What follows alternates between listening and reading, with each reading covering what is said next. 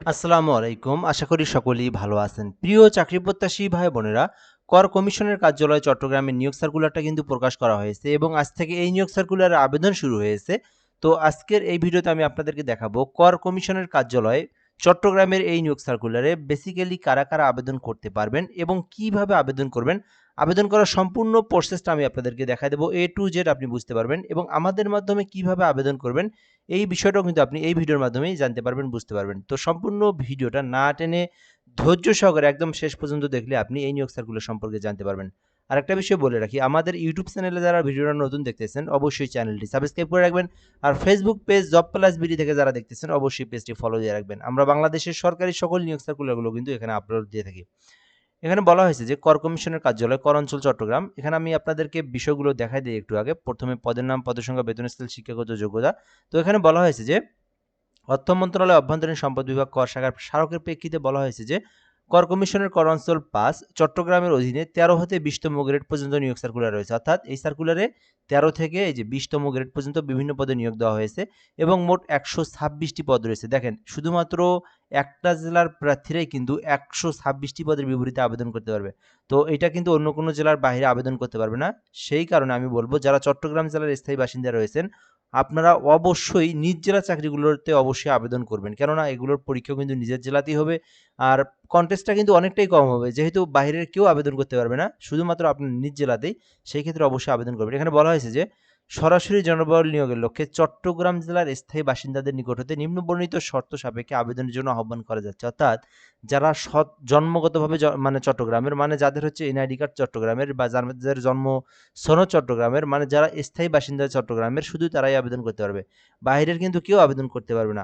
মানে 64 জেলার মধ্যে শুধুমাত্র চট্টগ্রাম জেলার বাসিন্দা যারা, শুধুই আবেদন করতে পারবে চট্টগ্রাম জেলার কর অঞ্চলের এই নিয়োগ সার্কুলারে। এবং বাংলাদেশের প্রায় ২০টা জেলাতে কিন্তু বর্তমানে কর অঞ্চলের নিয়োগ সার্কুলার বর্তমানে চলমান রয়েছে। বাকি জেলাগুলোতেও কিন্তু সার্কুলার কিন্তু ধাপে ধাপে দেওয়া হবে। তো এই ভিডিওটা শুধুমাত্র চট্টগ্রাম জেলা যারা দেখতেছেন, ছেলে মেয়ে উভয় প্রার্থী যারা দেখতেছেন, এই ভিডিওটা আপনারা গুরুত্বপূর্ণ, আপনারা দেখবেন। বাকি যারা দেখতেছেন এই ভিডিওটা আপনারা স্কিপ করে যেতে পারেন।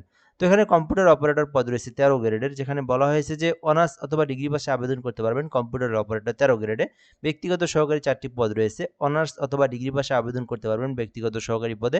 এছাড়াও প্রধান সহকারী রয়েছে ২২টি পদ, যেখানে শুধুমাত্র অনার্স অথবা ডিগ্রি পাস করলে প্রধান সহকারী পদে আবেদন করতে পারবেন। এছাড়াও রয়েছে উচ্চমান সহকারী ২২টি পদ, যেখানে শুধুমাত্র অনার্স অথবা ডিগ্রি পাস করে আবেদন করতে পারবেন উচ্চমান সহকারী পদে। এরপর রয়েছে ৬০ মুদ্রাক্ষরী কাম কম্পিউটার অপারেটর ১৪ গ্রেডে, যেখানে বলা হয়েছে শুধুমাত্র অনার্স অথবা ডিগ্রি পাসে আবেদন করবেন ৬০ মুদ্রাক্ষরী কাম কম্পিউটার অপারেটর পদে।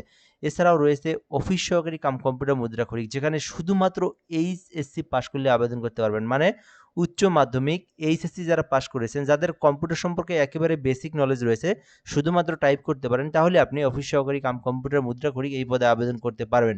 এছাড়াও রয়েছে ৭ নম্বরে অফিস সহায়ক ২৭টি পদ, যেখানে শুধুমাত্র এসএসসি পাস করলে আবেদন করতে পারবেন। আলাদা অভিজ্ঞতা বা কোনো কিছুরই প্রয়োজন নাই। যারা শুধুমাত্র এসএসসি পাস করেছেন তাহলে কিন্তু আপনি অফিস সহায়ক পদে আবেদন করতে পারবেন।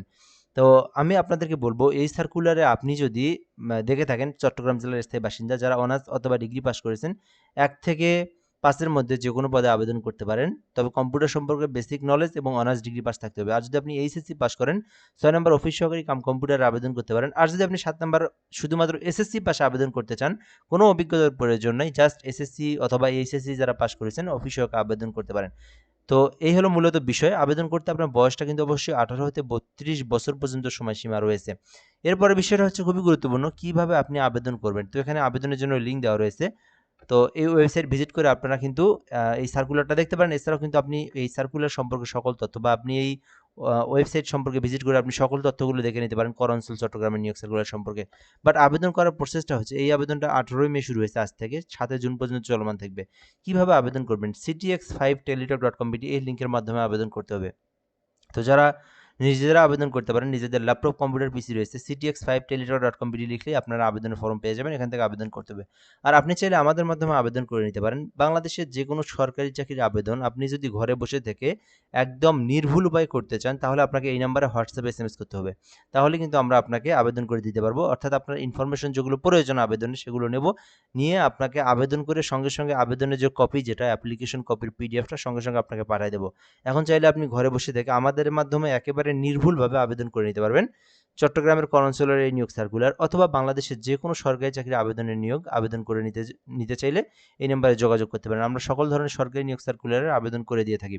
01775830312 এই নাম্বারে আপনাকে হোয়াটসঅ্যাপ এসএমএস করতে হবে।